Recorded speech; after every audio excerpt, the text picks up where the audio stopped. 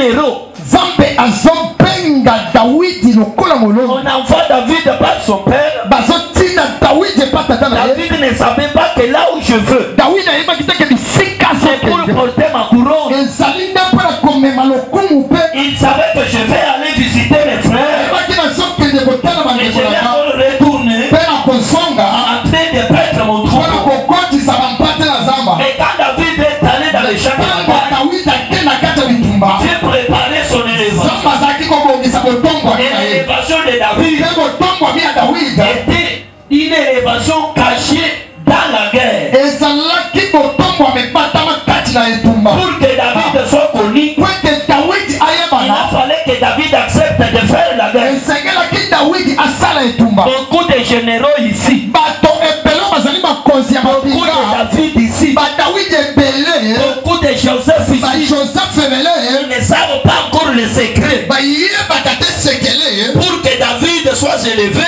ete Dawidi il atombwama a fallu que David accepte de mourir. esengelaki Dawidi andima pasi Il accepte de combattre la personne qui veut se lancer. kobundana mutu engambe.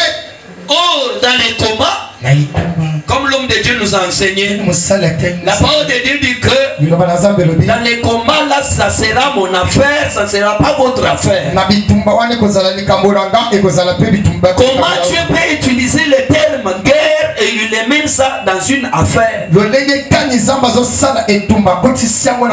de personnes au milieu de nous ont besoin de faire un travail pour qu'il soit appelé l'homme des affaires. Mais Dieu dit à son peuple, la guerre c'est mon affaire.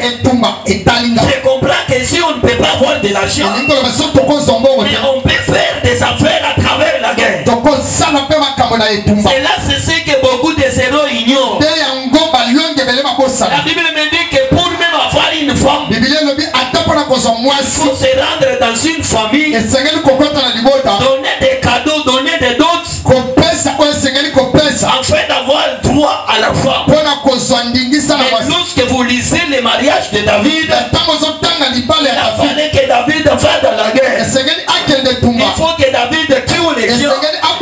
Il amène les preuves de la guerre afin que David soit marié. Alléluia. Quel est mon mariage? Il nécessite que les sangs. Beaucoup de héros sont comme ça. Beaucoup de Joseph sont comme ça. Avant que Joseph puisse avoir la vision. Alléluia. Amen. Puisque lorsque nous prions, Dieu agit.